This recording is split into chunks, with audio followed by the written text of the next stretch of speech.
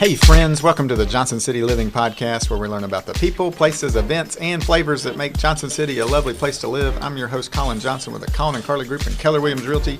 It is a beautiful fall day here in Johnson City, and I am with a new friend of mine, Paul Boynton. He is the owner and co-founder, probably with his wife Nina, of Off Leash Social. How's it going today? It's going wonderful. Yeah, so far. Thanks for coming into the podcast. I'm excited. I've been driving by your place because we live kind of around the bend, and so we drive by it, and I'm like, what is that? What is that? And then you got a whole new road put through to Lowe's, it looks like, kind of over that direction, too. Well, so. That's probably not fodder for this podcast, but that beautiful road was opened. The city and the county have not come to an agreement, so it's closed till further notice. I got you, and sir. That's all I'm going to say. I love it. Matter. I love it. I'm starting off with a little contention, get him a little fired. But it's not up. Contention with me. I got you. They're both good partners. I love it. That's hilarious. I love it. Well, tell the audience a little bit about you and where you're from, and introduce yourself to the listener body a little bit. Yeah. So I'm Paul. My wife Nina and I are the owners and founders of Off Leash Social. We were living in Florida.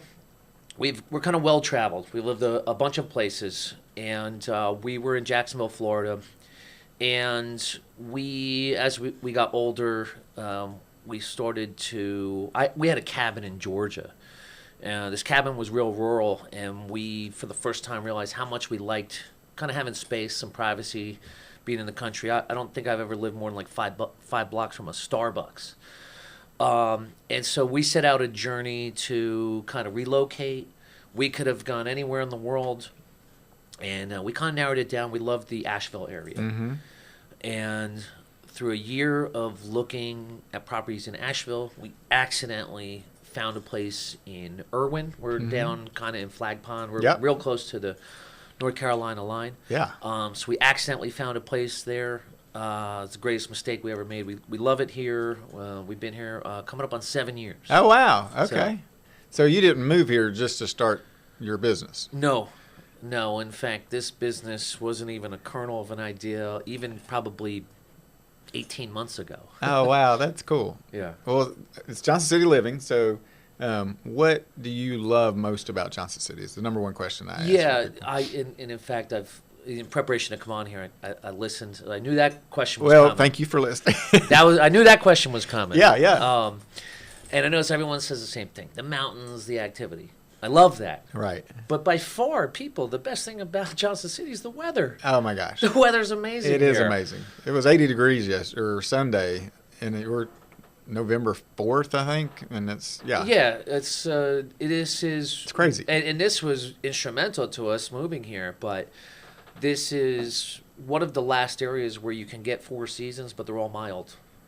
So, when it drops into the mid-40s, let's stop panicking, people, and realize, that's great weather. Yeah, it's a great place to live, just weather-wise. And then where are you from? Where'd you grow up? So I grew up and spent, well, at this point, it's actually not a majority of my life, but my childhood on the Jersey Shore outside New York City. Oh, wow. And then I moved to Florida when I was 18. Okay. I was eager to get out. I knew everything. Moved to Florida, realized almost immediately. You didn't know everything? Not only did I not know everything, I knew almost nothing. But I found my footing. I lived in Florida, in Orlando, where I eventually graduated from college, and then I moved to Jacksonville, Florida. Nice. I was there several years, met my wife, and then my wife and I, we did a brief stint overseas. We did a brief stint up outside New York City, work-wise, professionally. Post-Sandy, Hurricane Sandy. Right. We relocated back to Florida, and it just was too hot, too crowded. And I think it was like 3 years, and I hit my breaking point, and then we've been here since. So, yeah, that's awesome. What did you get your degree in? Finance. Oh, okay. Yeah. Cool. And then so that's taken you around a little bit. Yeah. Both my wife and I worked. She still does, but worked primarily in banking and stuff. Okay.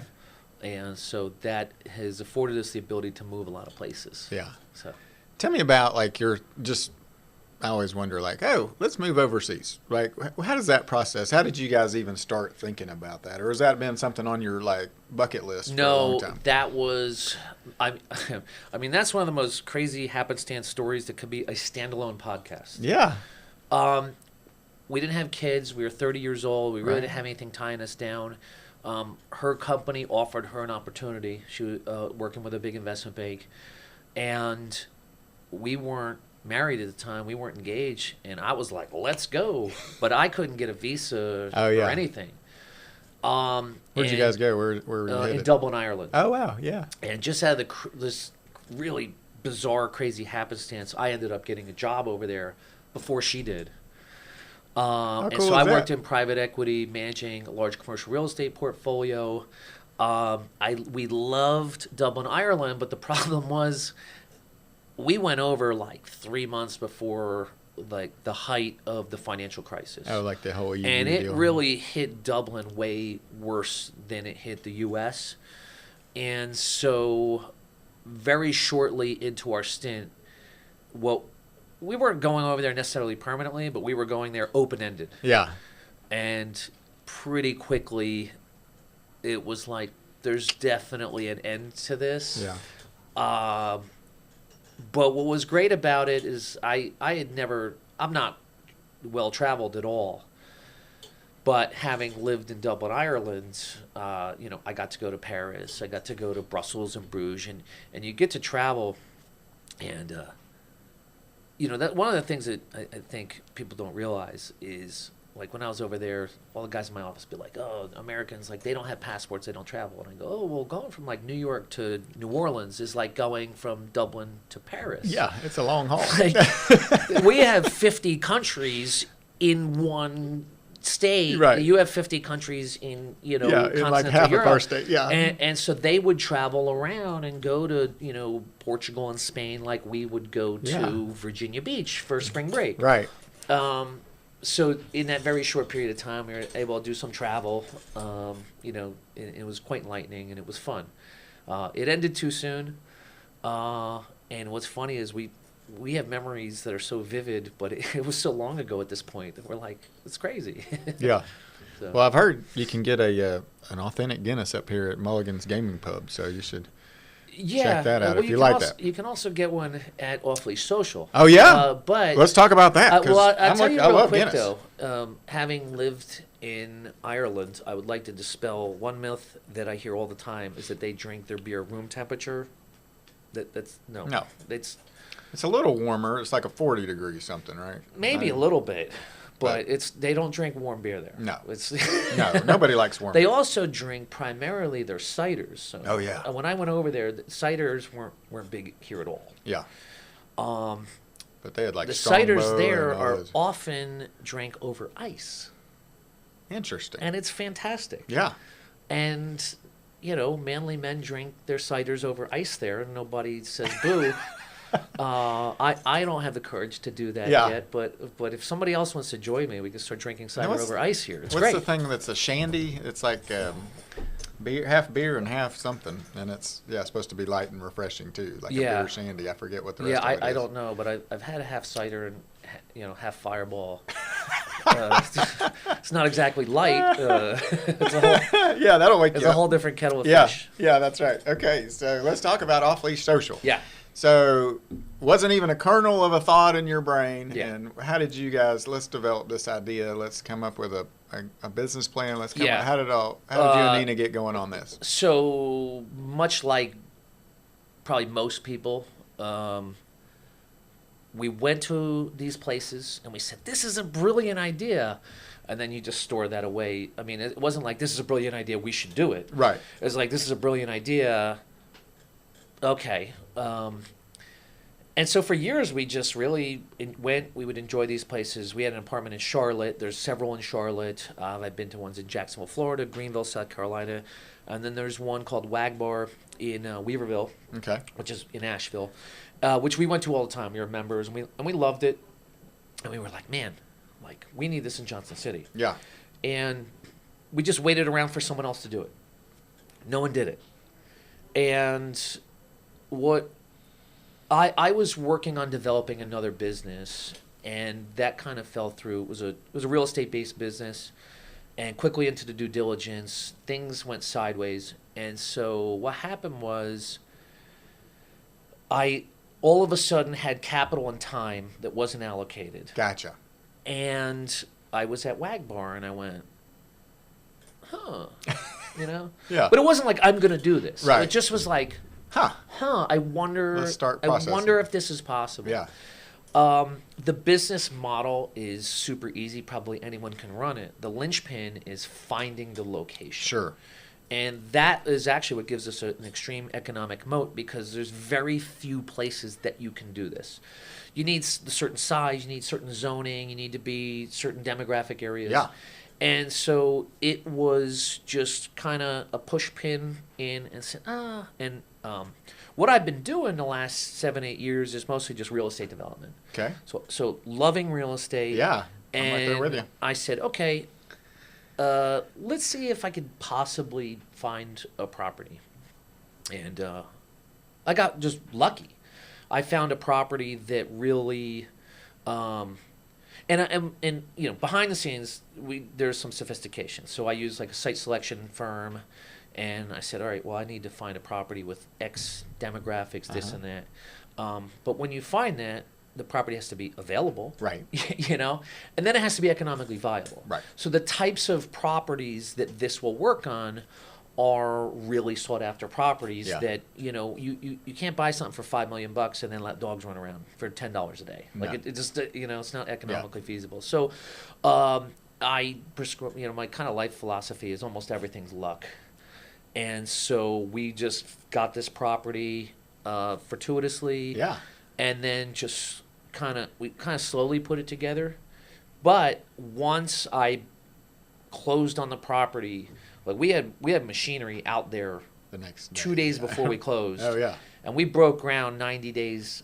We opened for business 90 days after. So you had it all lined up, right, ready to roll. Yeah, and That's we had. awesome. I had a lot of great partners in doing that, but we'd sprint. And I'm like, let's get open. Yeah. So It's not helping you not make any money. correct. So, tell the listener body where you're located. I guess where this piece of property is that you. So Off Leash Social. So we're a dog park plus bar. Now, we're actually not a dog park or a bar, but that's just a kind of an easy descriptor. Really, we're a different category of event space that is kind of elements of a bar and elements of a dog park. Gotcha. But we're just an outdoor bar where people can come. You don't need a dog. Come, have time. We have a huge menu. Yeah. Very affordable drinks. We have trivia nights. We have food trucks. We have a lot of event stuff. And it's really the only outdoor bar in the area. Yeah. There are awesome. other places where you can sit outside. Sure. There are not any other places that I'm aware that's a full outdoor facility that has a full liquor license in the state of Tennessee. Which That's pretty unique. Yeah, and that was That took a little while. It was a little difficult to get a liquor license because of that. Yeah. Now, that being said, if you do have a dog, we have an off-leash dog park in which if you register your dog and meet certain criteria, you can bring your dog in. And we have day passes. You can get a monthly membership, an annual membership, or you can just come once and kind of come in and enjoy it. So Do you have a test for the dogs to like, you're going to bark a lot, or you're a biter, or you're So, yeah, obviously, so we don't breed restrict. We let anyone in. Most people use just their own common sense. Like, if my dog's cool, and he's going to be chill. Well, part of our model, so part of charging, a lot of people are like, why would I go there when I go to the free dog park? Right. Well, the free dog park is for people that are free dog park people. Now, let me explain what free dog park people are. Free dog park people are not people that go to the free dog park. Free dog park people are people who go to the free dog park because it's free. Gotcha. So that's a huge distinction. Mm-hmm. What we do is we filter out. So let me give you an example. We require Bordetella, right? Yep. Bordetella is recommended by vets to dogs that go to doggy daycare or are boarded. Yeah. Okay. So they don't get something. So it's not necessarily that requiring Bordetella is we're trying to eradicate Bordetella. Is that across a population of thousands of dogs, we get a much better behaved grouping of dogs if we require border collie. Because the owner cares more for them. Well, because those dogs tend to be more socialized. Yeah. And yes, it's an additional vaccination. Yeah. The vaccinations in general require, like, having a population of dogs that go to the vet annually. Yeah. That's a big filter when you're Yeah. talking. There's the number of dogs that are in the Johnson City area. There are a lot of them. So we're filtering out, and our payment structure too is filtering out primarily for people who invest in their dog. And when you get people that invest in their dog, you get better owners, better dogs in terms of really what's most important to us, which is safety. Yeah. So Yeah, for sure. You want to. Yeah, I bet your liability insurance is interesting for sure. The carrier's probably like, now we got to think about this and this and this and this. Well, it's actually not. I'll tell you this. Because there's a disclaimer. Normally, I wouldn't even talk about this, but so many people, they go, "Oh, your insurance must be crazy." Yeah. Our insurance is very low. Nice. So there's, and I'll tell you why. Because people need to know this. So in Tennessee, like in most states, there's strict liability for dog bites. Gotcha. Your dog bites, you're responsible. Doesn't matter poking it with a stick. It Right. doesn't matter. The second thing is there's what's called the assumption of risk. Mm-hmm. So if you go into Lowe's, there's more dogs at Lowe's than in our dog park. There I are mean, a it's ton of crazy. dogs at If I could Lowe's. just partner with Lowe's, Yeah. we You could kill it. I'd have 10 I locations. got a buddy over there. I'll hook you up. So, but if you go to buy a 2x4 and you get bit by a dog, Lowe's is going to be in big trouble. Right. If you go to the dog park and you get bit by a dog, the courts go, You're in a dog park. You're in a dog park. Right. So between the strict liability, the assumption of risk that exists, the fact that we also, all dog owners have to sign basically a very detailed liability waiver, our insurance is extremely low because there's just not real opportunity unless we're grossly negligent. Even that said, though, in 3 months, we haven't had a single incident in which we've little scuffles. We haven't had an incident where, like, a dog needed any kind of like vet treatment or we haven't had any single person injured, anything like that. It's nothing like your local dog park, really, in terms of like what the scene is there. Yeah, and plus it sounds like you've got a fantastic menu and all kinds of drinks. And also, too, we staff it, right? Right. And so kind of going back on your other question, we don't give the dogs a test, but we do have a database. Okay. So when we rarely, but not, it's not unusual for us to ask someone to leave. Excessive barking and dogs humping or just, some issue. Occasionally we'll tell people to leave, and then we mark the system. Gotcha. Happens 2-3 times, then they're expelled. We've expelled 2 dogs. You can come back, but your dog can't. Yeah. And even usually the dog can come back. Yeah. As long as it's not something, if the dog bites and were to draw blood or anything like that, that would be permanent expulsion. But, Gotcha. But it's a super safe environment. Yeah. Our priority is number 1, safety, number 2, sanitation, number 3, everything else. Have fun. So. Yeah, that's awesome. Yeah. So tell me, like, if I'm wanting to take my dog over there today, what's the process? Like, if the listener here is like, hey, that sounds cool, let's go. Yeah. What does that look like? So what you do is you just go to our website, you register. So, and this is only if you're bringing a dog, right? Okay. So you go through, register. It's about, I don't know, maybe 10, 15 minutes. We need a picture of your dog. We need vet records. There's a waiver. There's questions, breed, size, all that kind of stuff. Yeah. We do require a credit card. We don't charge anything to anyone until they come. Okay. But everything we do, we're cashless there completely at the bar and everything. So what Okay. we do, we've set it up so that once you get there, you just come and go. We check you in, we check you out, and you can just do a day pass. And you can upload your vaccination records, or you can just bring them with you. Okay. But you can register at the gate. You don't have to go a week out. You can be at Lowe's picking up paint and go, hey, I'm going to go over to Off Leash and just register. So You just have to have your documentation for your dog. You just have to have some documentation. We can take it physically, or you can upload it, or you can show it to us on your phone and stuff. So That's cool. Okay. And then you said there's a day pass. You want to talk about fee structure? yeah, Our day pass is $10 just to come use it one time. Right now, our monthly membership is $30, which gives you unlimited use anytime. And then our annual is $299, which is $25 a month. That's all for one dog. We have we have tiers for people. Multiple dogs and that kind of thing. You know, about 30% of the population of dog owners have multiple dogs. Yeah. So we have a lot of people that have 2-3 dogs registered. Gotcha. So. Okay. And then, let's talk about the restaurant and bar part of it. Uh-huh. So we got the dogs; they're out playing, having their thing going on, and then there's a big community of people too, right? They're all dog owners. They love each other. They love dogs. Yeah. And then so they're hanging out and eating and drinking and having a great time. Tell us about that facility. Yeah. So we don't have food.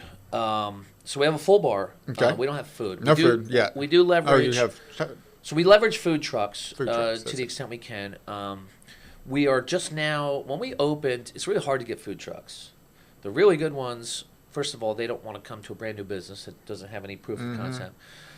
Secondly, the good ones are booked out. Yeah. So when we opened, before the podcast started, I talked to you about the biggest circle in business is the things you don't know you don't know. You don't know you don't know. That's right. So I was like, man, people would be lining up to get food trucks at our place. You got to be kidding me. No. Getting food trucks was the hardest thing we did. It is hard to get them to come to you. It's really hard. Then, though, as we started to grow, we had a couple food trucks. It was hit or miss. Some of it was we weren't busy enough. Some of them is, they'd show up late. They'd run out of food, stuff like that. So it was a learning experience for us. Sure. Yeah. Right now, we have a really good relationship with Calaveras, a very professional truck, great food. Yeah. They're coming every Wednesday. Okay. I have 3 to 4 other very high quality, reliable trucks that in the spring we're probably going to have some sort of regular schedule of this truck's every Thursday, this truck's every Friday, this truck's every Saturday. We're finally getting to a critical mass where we can support trucks regularly, and that they want to come. They want to partner with you. And then we are. Our property. When I bought that, the road wasn't paved. It was blocked off. We had zero traffic. We're going to go probably from zero traffic, depending on if they open the road, to 2,000-3,000 cars a day. We're going to have signage and a marquee out there. So that'll be a huge boon to the food trucks as well. For sure. And so now the bar part of it, we have, I think probably 75, 80 items on our menu. Oh, wow. Now, what we do is we do just cans. Everybody says, are you going to do taps? I said, no, because I can offer 4, 5, 6 times the number of options. The number of options. They come in a dog-safe container that's 100% recyclable. Yeah. And that's the safety element of it. So everything we do is in cans. Yeah. We do have glasses of wine. We do have a full liquor bar. We do a little bit of mixing, but a lot of it we just have pre-made cocktails. Yeah. Everyone's like, which are getting pretty good. Well, I said we got 20 cocktails. If you can't find something, that's your problem. Right. Right. That's awesome. Okay, so what are your hours? Like, how often are you guys? Are you open every day? We're open every day but Tuesday. So we close Tuesday, Monday, and everything's on our website. But we're open at 3:00 on Monday, Tuesday, Wednesday, Thursday, and Friday. Okay. Saturdays and Sundays we open at noon. Okay. And we stay late. We have lighting in the park, so we have bar hours. We have the games on and stuff. We're getting ready to get a big screen. Oh, cool. Projector, because we want to do movie nights. Yeah. And we're going to try to capitalize and get better crowds for game days. Yeah. I love it. So yeah, we have night hours. The park's fully lit and everything. And our hope is we have a huge expansion plan, and that includes more days, more hours, etc. I would anticipate at some point we're going to have morning hours. Okay. Yeah, that was my next question. What's the future look like for you, you think? Yeah. So part of this is like, we'll wait and see. But there is behind the scenes, I have an entire kind of growth plan that's tied to certain metrics. So I know when we get X number of members, X number of registered, eventually, consistent revenue coming in. Eventually, we'd like to add some indoor facility, which would reduce our seasonality. I actually think that like extreme heat is almost more detrimental than extreme cold. Sure. But we are making significant investments over the next 3-4 months in preparation for the spring. Huge shade sales, stuff like that. That's going to give us some more coverage in the hot times. Yeah. But in addition to just expanding the property and the footprint of the park, it's adding more staff and adding more hours. Gotcha. Ideally, I would like to be here a year from now saying, we open up at 7 a.m. We're open all day. Yeah. And my staff is 4 times what it is today. Now. Yeah. We're getting there. It's just a matter of timing, like when we'll get there. Yeah, so. Yeah. Well, I can tell you're passionate about it. I know the listeners can't see your face, but he when we start talking about the future, he likes to to build and grow and create and do that kind of stuff. Yeah. So winter's coming. Are you guys shutting down for like January, February? Or are you going to keep rolling? No. Okay. So we're going to be open. I tell everyone, they say, what are you going to do in the winter? I said, well, your dog likes to get exercise when it's cold out. Dogs don't mind it as much as humans do.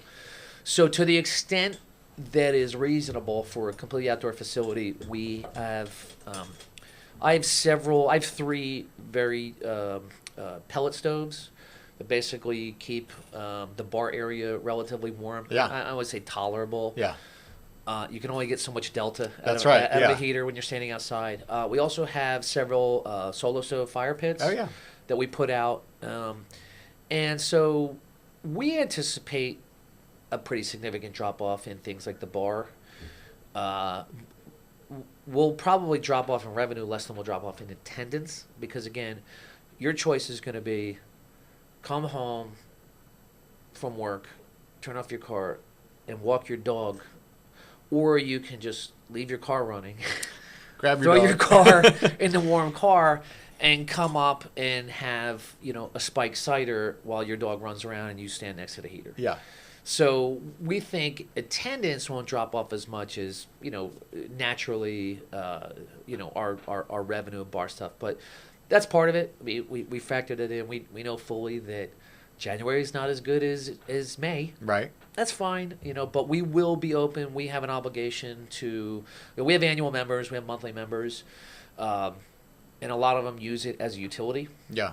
That's a good idea. Kind of like a doggy daycare almost. Yeah. Well, I mean, it is dog. It's a substitute for. But you got to be there for a lot of people. You can't just drop them off. Yeah. You guys take kids? Can we drop off kids there and just let them run around? In fact, I'm glad you brought that up because we don't allow anyone under 18. Okay. Good to know. That we turn away a lot of people. Yeah, I bet. Now, I will say, people, it's really insurance based. Sure. I don't think it's a really safe place for young people anyway. Right. The Johnson City Free Dog Park has an age restriction, so it's not just you. Us. It's not Paul's idea. Fact, right. Wagbar, we're 18. Wagbar's 21. The one in Knoxville's 21. I think the one in Chattanooga is 21. So we're actually less restrictive, despite the fact we're 18. We apologize. 99% of people that show up with kids, they get it. Most of them get it. But please stop bringing kids because the kids stand at the gate. And you're like, I'm breaking their little hearts. Dogs, yeah. And the parents get it, but the kids don't get it. It's like, Mommy, why won't you let me in? Give me a break. I have to. And, my wife notoriously, will do almost any job at the park except for tell kids they can't come in. So when that car opens and 2 kids get out, my wife just goes, you're up. You're the bad guy. Go bad guy. Yeah. All right. So you said you can register on your website. Yes. You want to tell our listeners how to get there? offleashsocial.com. Okay. Pretty easy. Yeah. Connect with you how? What's the best way to connect with you? Through the website? If you want to connect to me directly. Yeah. Maybe the website. You sound like a great guy on the podcast. We want to hang out with Paul. We're a pretty small corporate structure. Okay. I think we have 2 total email addresses for the organization. I love it. So info@offleashsocial.com, which is the only email on the website. Okay. That'll get to me Eventually. Yeah. Almost instantly, but Whether you see it or not. My Yeah. mom looks at that email as well. So That's funny. That's funny. And then you guys are on all the socials, Instagram and Facebook yes, and LinkedIn. yeah, and all that. and that's So, where I have much less competency. You'll have to. yeah, same. The website will get you there. We have great social. Yeah. And we have a great partner, Jess Sanders, who runs our social, and I'm very thankful. But I usually have to text her like, can you post something right now? I don't know how to do it. I even get notifications. People ask questions, and I'm like, was this even- on Facebook or Instagram? I don't know. So. Yeah, I'm with you. That's funny. That's hilarious. All right, so what's a good? I don't know where I was going with that. Sorry, listeners. I was just thinking like, if you want to come out to the dog park, you need to come meet with our friend. I was going to say, what's a good thing that you want to leave telling our listeners about Off Leash Social? Anything you didn't share that you'd like to? I would say, we have so many people that are registered that never come out to the park. Yeah. Our return rate for people, one of the cool things about this business is we have an immense amount of data. So unlike most bars or most places, we know when people arrive, when they leave, how long they stay, and stuff like that. Our return rate for people in the Tri-Cities area within 30 days is about 95%. Whoa, that's awesome. So we also, if you look at our Google ratings and stuff, I think of 60 ratings, we have 59 5-star reviews. Cool. So we have a good product. Right. Come out, just try it. Yeah. It tells me that there's a 95% chance you're going to love it enough to come back. For sure. And it's really a great community space. It is the same people tend to come at the same times, and that might be the case at, let's say, your local bar. Sure. But you have fundamentally one thing in common with 100% of the people that are in our park. Yeah. And that builds this sense of community where it's like everybody's friends with everyone. Everybody knows everyone. Mm-hmm. Everyone knows everyone's dogs. Nita and I, by far the most rewarding thing is the relationships we've built. Yeah. I have more friends people that they're patrons. They're really our friends at this point. It's kind of crossed over. And I have more friends that we've built since starting this 3 months ago than I've probably built in a lifetime. I think that's one of the best things about our area too. The people, we love to make friendships. We love to get into each other's lives and just be really like in a deep community with each other because we care and love. And it's a total safe space. The most common conversation that happens there is like, what kind of like homemade dog food do you make? Yeah. And what kind of recipes? Those are real conversations. Yeah. A lot of times I tell people this is less a place for dogs than it is for just crazy dog people. Right.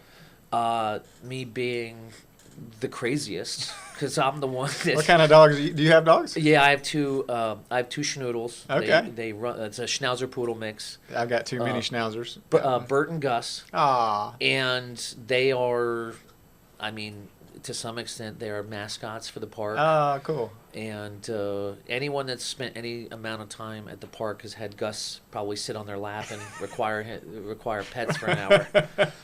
My other one, Bert, he runs around. He's kind of a chief hall monitor. Okay. He's the kind of dog that minds his own business until other dogs are having fun, and then he. Like, we're going to shut that down. Well, he won't shut it down, but he'll let everyone know. Other people are having fun. Right. So. Yeah. That sounds like our Cooper. He likes to bark a little bit. So, yeah, that's funny. But we also, we have one of my favorite dogs that comes there is a 4-pound dog called Little Dude. Little Dude. And he's got 3 legs. Oh, man. And he runs around like a boss. And we have, a giant Saint Bernard. Oh, wow. It's like 160 pounds. Yeah. We have several Great Danes. Oh, man. Those things are huge. So we run the whole gamut. We have every type of dog, every type of temperament. And we have dogs like people go, oh, my dog just sits in my leg. And then some dogs, run off and terrorize. We have everything. So. Yeah, that's... I think and you can just go and just hang out and watch dogs. You don't have to bring one. So dog therapy. Oh my gosh, I would love to just come watch dogs. Like every year after the Macy's parade, we were always watching the Westminster dog dog show thing. You missed your best opportunity was Halloween. Oh. So they all we the had dogs some dressed up? We had people dressed up. We had costume, and it exceeded our expectations. Sure. I mean, there was some just amazing costumes, and we had a costume contest. We were like, how hard is this going to be? Right. We were sitting there with like 6 what do we do? finalists going, oh my God, I can't decide. And there were some amazing costumes. People and dogs probably too, right? Yeah, people and dogs. Yeah. And in fact, the kind of tie went to the people that dressed up with their dogs. With their dog, yeah. That's a really little extra effort. Yeah. That's what it came You went down the extra to. mile. You win. But that would have been the time to come because, man, it was pretty fun. That's awesome. Yeah. Well, it sounds like you've created just an awesome concept, an awesome thing, destination spot for our area, for dog owners, and I think all of our listeners need to go check it out. I know Carly and I'll come check it out. We won't bring our underage child. And some of our... By the way, you're welcome. Yeah. I mean, a lot of times people...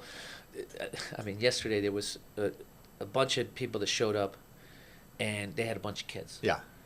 Well, the wife said, I'll take the kids. 2 guys, I think they were brothers, went in, and they at first they were annoyed, and then an hour later I'm like, you're welcome. You've been sitting here drinking beers, playing cornhole. I was like, you're welcome. You're welcome. Little safe space. Oh, that's hilarious. Well, I really enjoy getting to know you a little bit. I appreciate thank you for coming on the podcast. It's just been a lot of fun getting to know Paul. I can't wait to go meet your wife Nina there and see all these awesome dogs. I'm excited about it. So thank you so much. Until next time, I'm Colin Johnson with the Colin and Carly Group and Keller Williams Realty. If you want to move here, bring your dog, go to Off Leash Social. I would love to help introduce you to the area.